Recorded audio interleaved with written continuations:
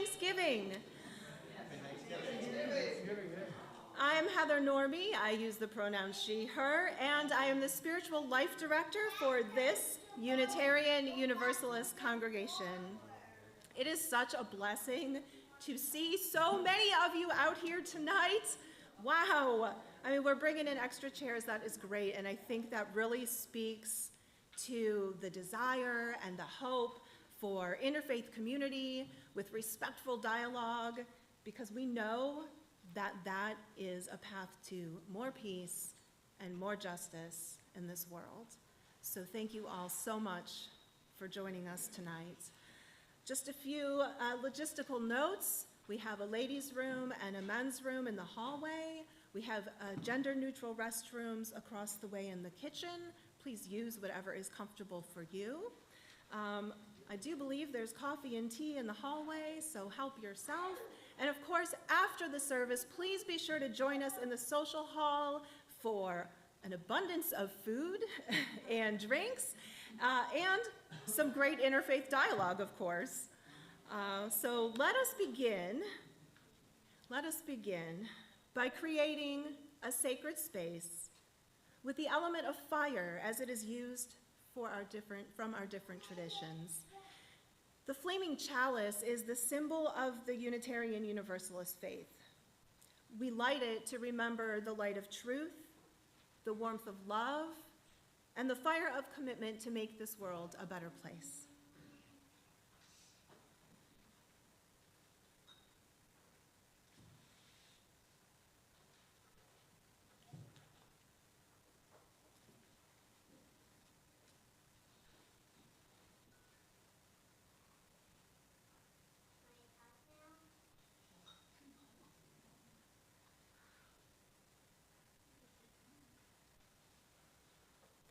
Betsy Neff is a recently ordained Buddhist monk with the Hokori Zen Temple. She could not be with us tonight, so I will light this incense in honor of her and the Zen Buddhists that meet here in our social hall each week. Incense sanctifies the space and reminds us to embrace the spirit of compassion and be its embodiment in the world.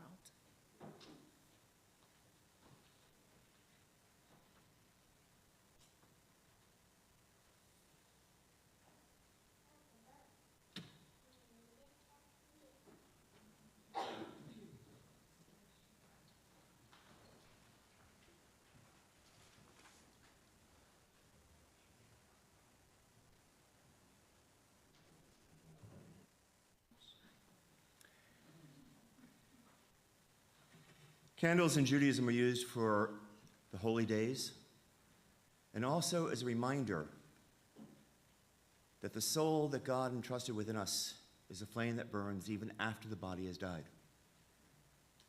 We don't normally light them unless it's a holy day or a memorial day or immediately after the death. In two cases, they represent the soul.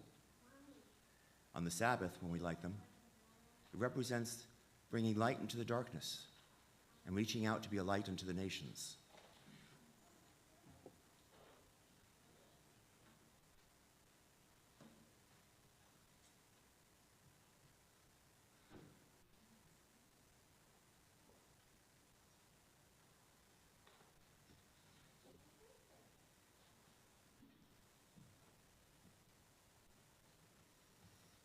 My responsibility tonight is to light the Christ candle from the Beacon Hill Fellowship. For us, it is a representation of Christ's continuing presence with us as a congregation. I reminded our church members today that this particular candle tonight is about to be lit for the last time this year. In about 4 weeks, we'll have a brand new Christ candle that we'll be lighting as on Christmas Eve. But tonight, I remind you, or I celebrate this moment of being able to light the Christ candle, and for those of us who are Christian, as we celebrate Christ's presence wherever we are.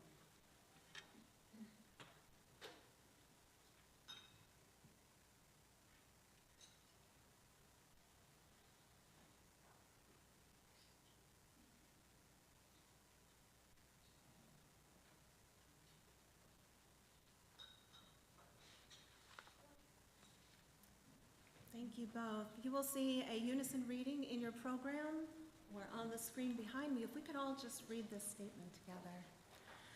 Although we create these lives from different faith traditions and belief systems, may we remember that what unifies us is love and a vision for unity. Our sacred space is now created. Thank you. We acknowledge those who came before us and were stewards of this land for thousands of years. We reside in the homelands of the Calusa, the Tocobaga, the Ais, and the Timicuan. These populations, after thousands of years on this land we now call Florida, were decimated. 90% of them gone by disease and warfare in just 50 years after the Europeans arrived. The people we now call Seminoles came from different tribes of Greek ancestry. To the north, after being removed from their land, many of the Creek were forced to serve in 3 wars, and then were attacked by the very U.S. Army they had helped, captured, and relocated. If they survived, they were moved to Oklahoma. About 300 of these original Seminole retreated the swamplands to avoid capture. Freed Black Americans also came looking for safety, and together they lived hidden in the Everglades and the wooded, swampy areas of Florida. In the 1770s, the indigenous peoples living in Florida collectively became known as Seminole. The Seminoles of Florida call themselves the unconquered people, the only tribe in America to never have signed a peace treaty. More than 2,000 Seminoles now live on 6 reservations in the state of Florida, one of them in Tampa, the nearest to our Lakeland home. Today, the state of Florida is home to the Seminole Miccosukee, Muskogee, and Choctaw, and to individuals of many other Native groups. We live on and benefit from this stolen land. We write this land acknowledgement in the absence of a relationship with the people to whom this land belongs. Indeed, we have much work to do to cultivate relationships with Seminole people. May we pay respect to their elders, past and present, and extend that respect to their descendants, to the generations yet unborn, and to all indigenous people. May we educate ourselves about the significant history of indigenous peoples in this country and throughout the world. May we seek to gain a better understanding of the destructive nature of colonialism. Let us remember that we are not the owners of this land, we are merely the stewards. It is up to us to care for it so that future generations will be able to enjoy its flora, fauna, and the water that we take for granted. Often called the land of endless summer, this place is truly a gift. Let us always remember to be thankful for what we have.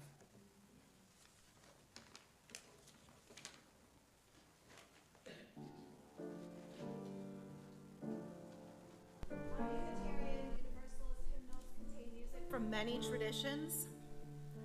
One of these, hymn number 1069, is from the Navajo tradition. The Navajo are a people who live in the area we now know as New Mexico. They suffered centuries of colonization and conquest from Europeans, but unlike many Native American tribes, they still live mainly on their ancestral land. The UUCL choir will join me in singing their prayer one time through, and then we will ask that you all join us as we sing it together 2 more times. The words are on the screen.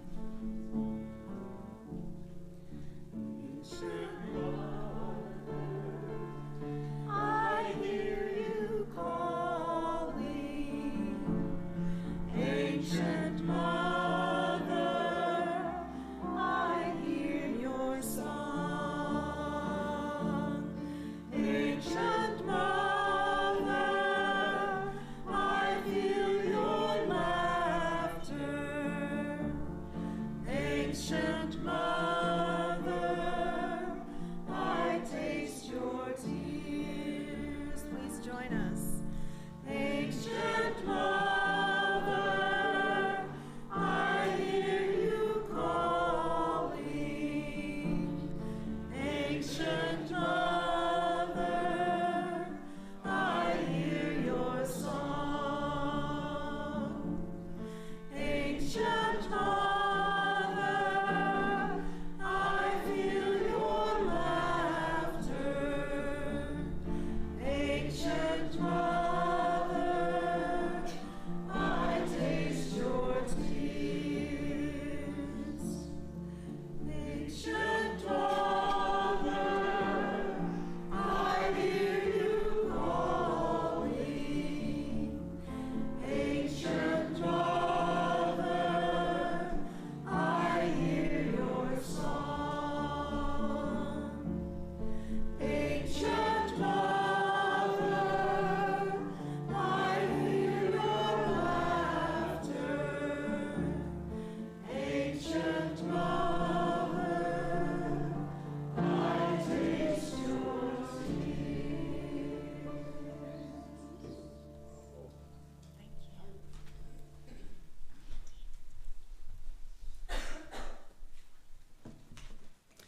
Good evening. My name is Andy Whitaker-Smith. I'm one of the pastors at First United Methodist Church here.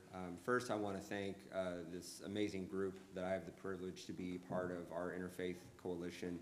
Especially thank Heather for leading us in the organization of this order of worship. But again, to thank all of you for being here on this night. The comedian Jerry Seinfeld once said how much he dislikes fashion. Because of all the thought and the energy that a lot of us have to take in kind of figuring out these ensembles that we're going to wear, make sure that things are coordinated. And he says, you know, eventually I think in the future, fashion will not even exist. Because anytime I see a movie that takes place in the future or an alien planet, they're all wearing the same thing. It's like at some point, they all decided this is what we're going to wear. Silver jumpsuit, V-stripe, that's it. And, you know, if you think about it, not only did the aliens always wear the same thing, it was like the whole planet had the same group of organisms. In other words, any planet that you went to, it's not though they had different continents, different countries, different communities, all the beings were exactly the same. If you went to one part of the planet, that was all of the planet. Unless, of course, there was some kind of rebellion or uprising, and then, of course, it was up to the humans to come in and show the aliens how to live in peace, because, of course, we have it all figured out. I remember as a kid, my parents would get me action figures, and I loved them. In fact, I loved them so much I would usually break them, probably on day 3. And eventually, in my toy collection, I would have 6, maybe 7 versions of the exact same action figure. One would be missing a leg, another one would be missing an arm, and of course all their accessories were gone. And so it was kind of this hodgepodge, but it was all the same person. And I remember thinking, you know, looking at all of these figures, you know, how boring it was, having the same version of the same person. What was so neat is the diversity. How everyone had its own accessory or thing that it could do or identity that it had. The diversity was what made it fun. And then I started thinking about the cartoons that I watched as a kid and all the lessons that they taught. Cartoons like the Get Along Gang and Captain Planet and the Planeteers, and how every Planeteer had its own elemental ring, but they were also from a different part of the planet. Or the X-Men. Individuals who were born with some kind of mutant power that not only made them different for abilities, but usually they stood out pretty starkly.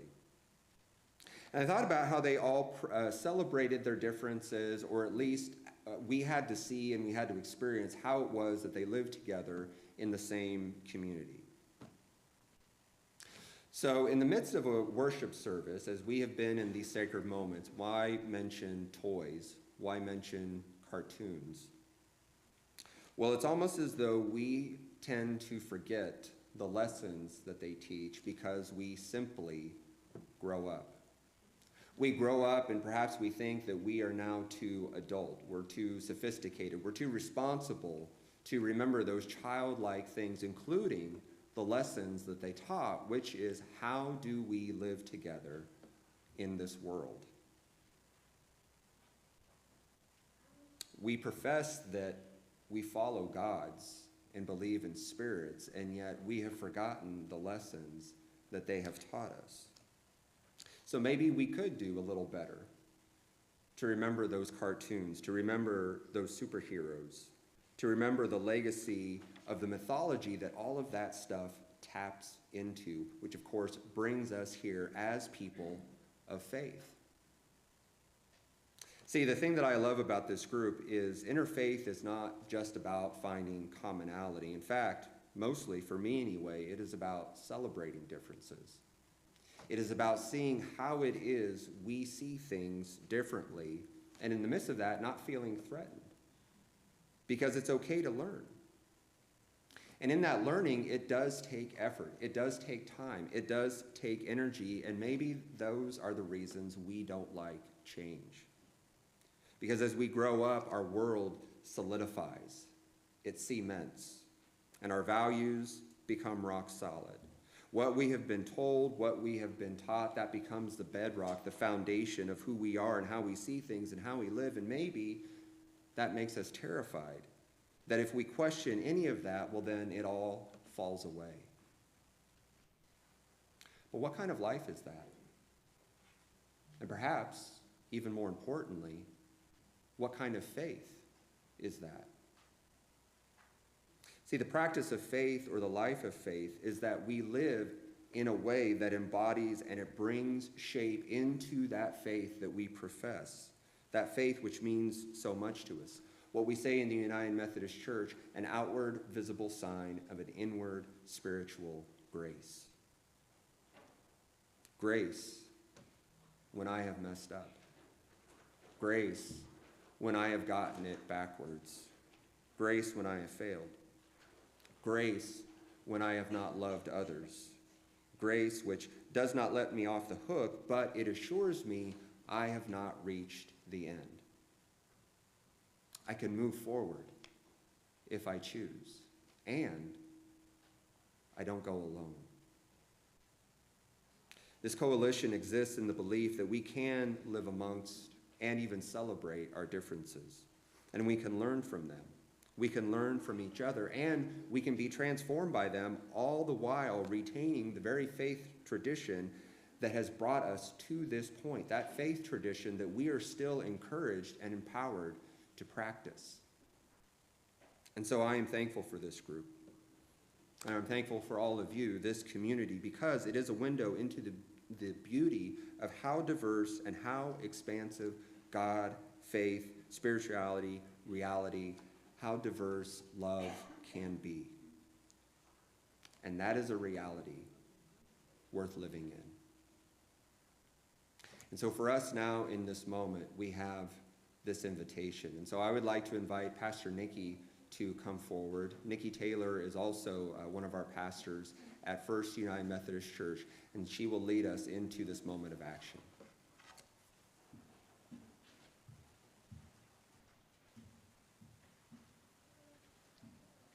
Yes, friends, so it is at this time we will have a moment of sharing a moment of gratitude and also sharing in abundance.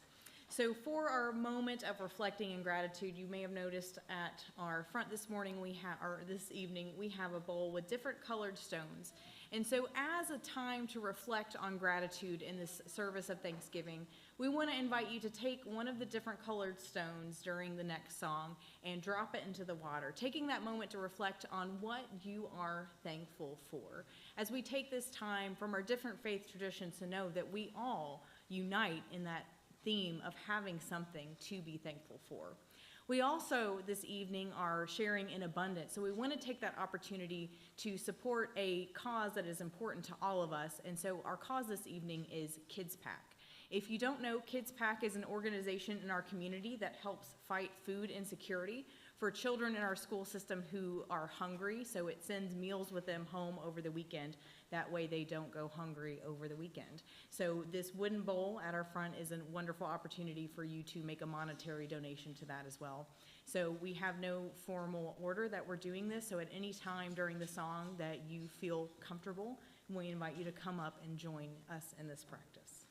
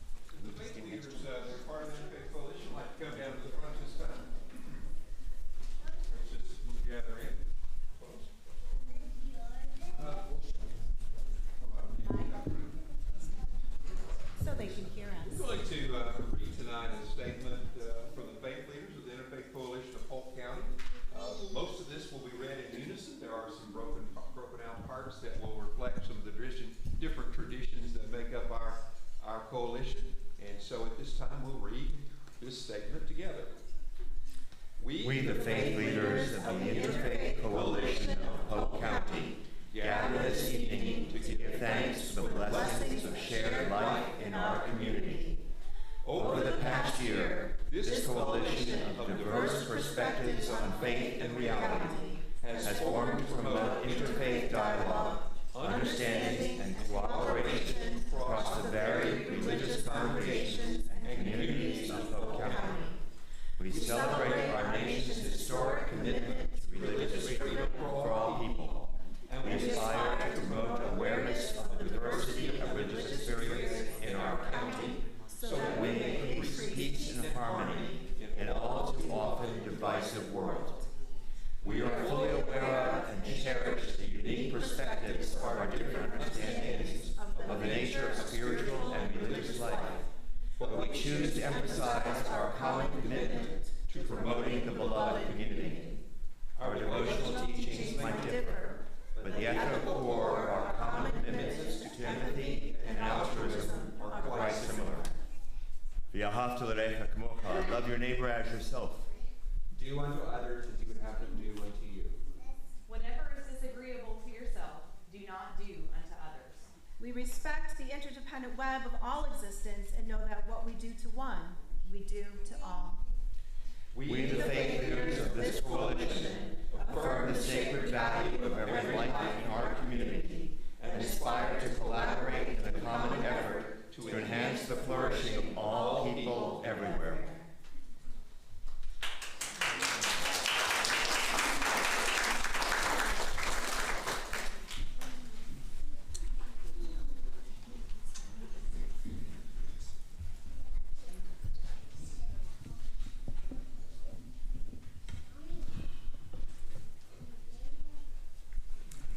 Our traditions all have a tradition of saying prayers for healing. Some are said, some are sung. But the basic concept is that when we pray to the Creator, to the force that is without and within, it promotes healing even when the person who's being prayed for doesn't know it. There's been studies done that say it actually is efficacious even when the person who is sick doesn't know they're being prayed for.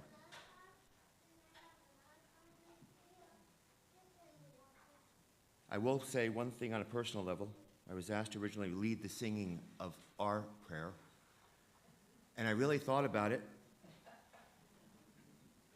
and I decided that me singing a healing prayer is not very healing. And so when it comes time to ours, I'm going to be asking those members of my congregation who are here and who know it to please come forward to lead it with voices that do not sound like a moose lost in the wilderness.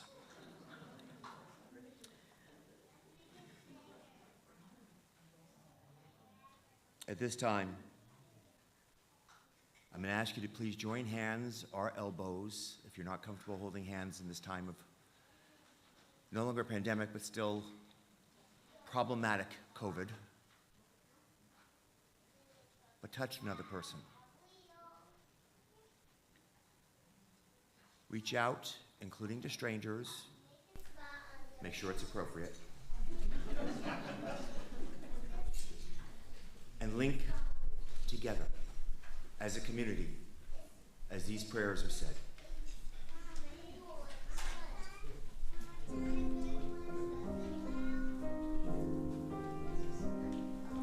Building bridges between our divisions, I reach out to you, will you reach out to me? With all our voices and all our visions, friends we can make some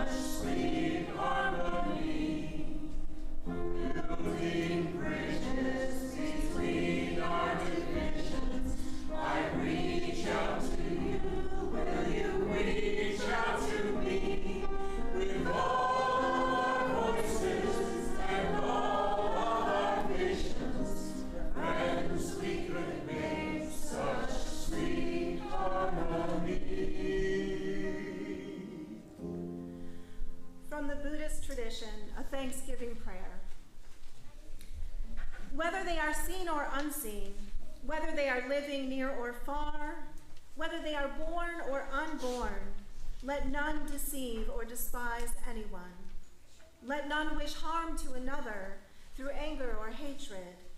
May all beings be safe, peaceful, and happy. Thank you to Betsy Nett for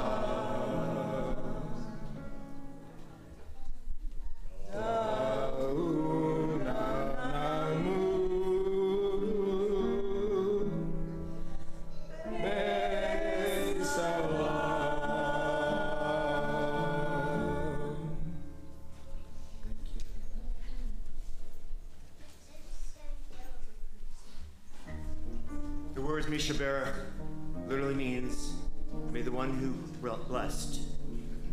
And then you'll hear the Hebrew word avotenu in one stanza, and imotenu in another. Avotenu, fathers. Imotenu, mothers.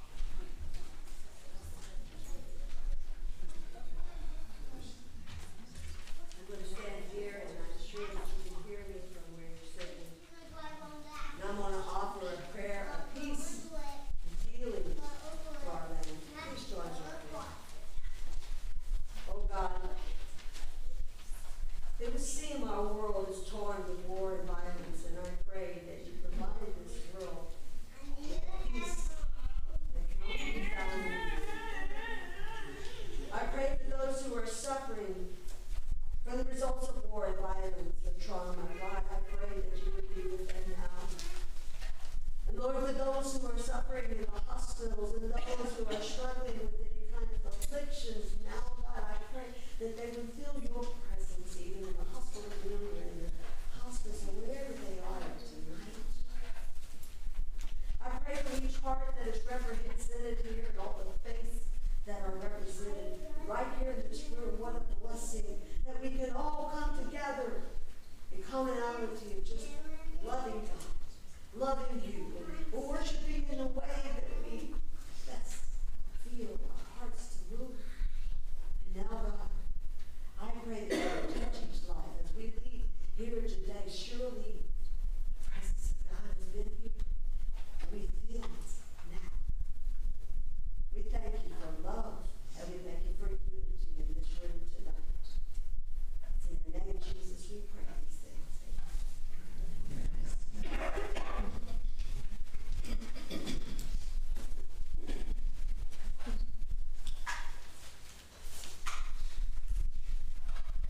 Words matter.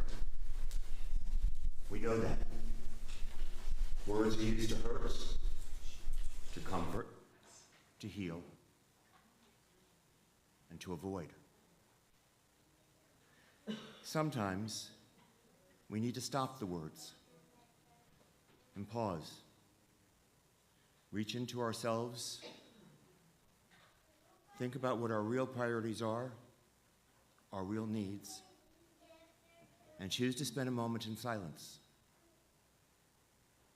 Not to use the words of a prayer book where they're by rote, written by somebody else, but a prayer from your own heart and soul.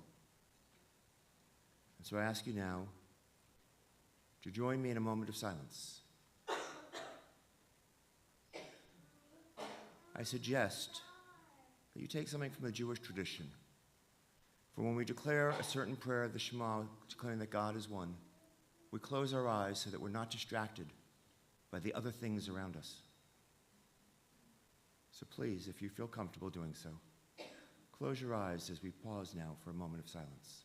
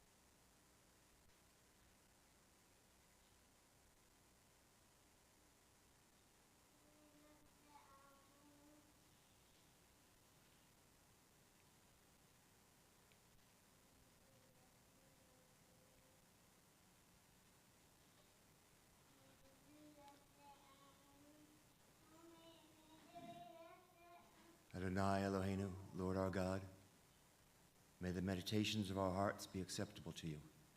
And let us say, Amen.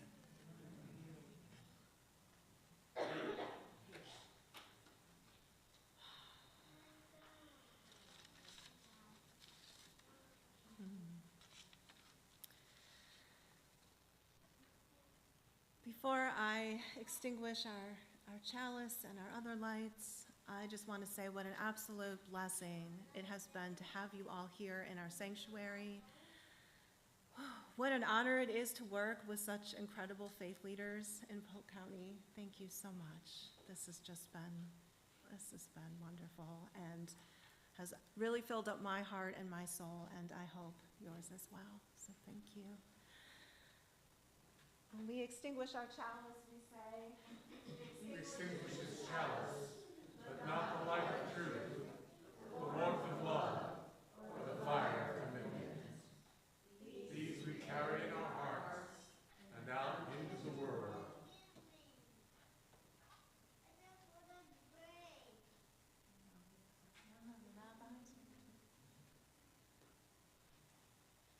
As we blow out the candle, we remember that distant stars shed their light upon us even after they've been extinguished.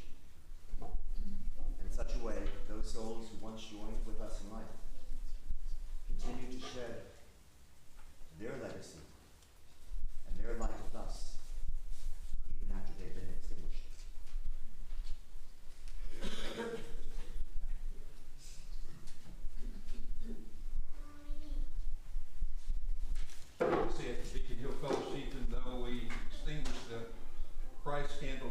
services each week, we remind ourselves that we go out into the world to be the presence of Christ, the presence of God, a voice, hands, feet, to do the works, the continuing work that the world calls us to.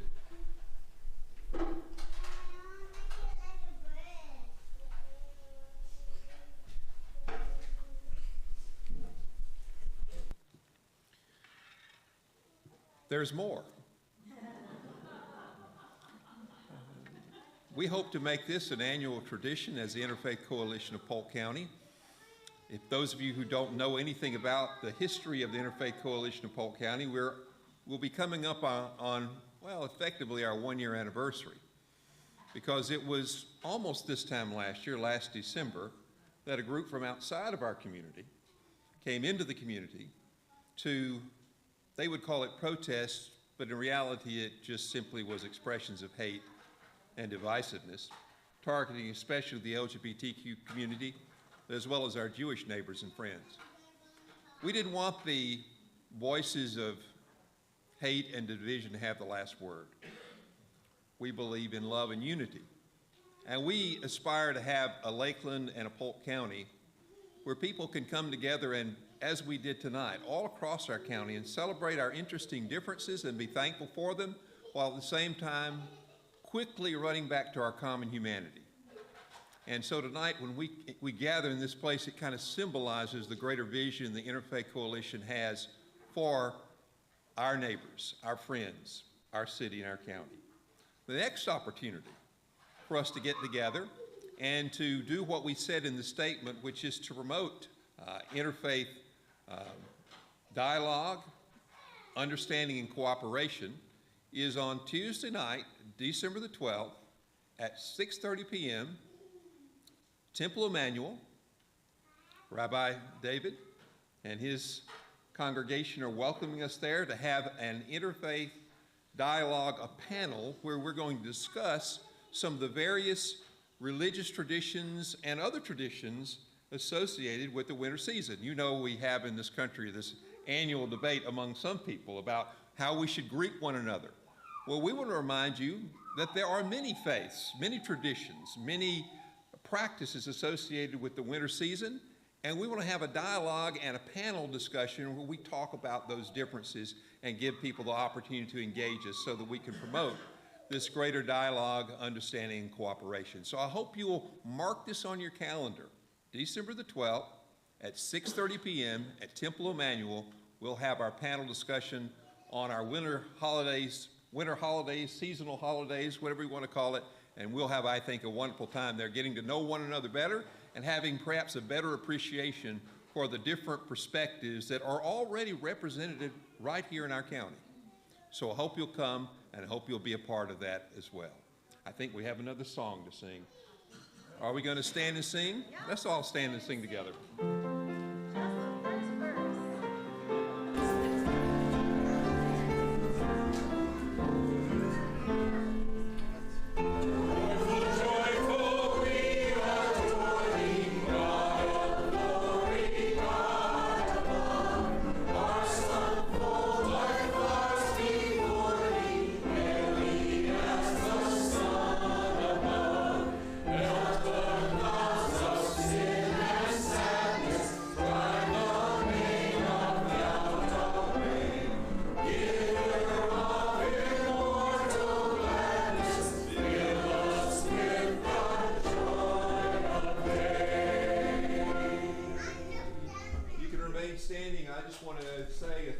Thanks to Heather and the Unitarian Universalist congregation for having us here tonight and being such gracious hosts.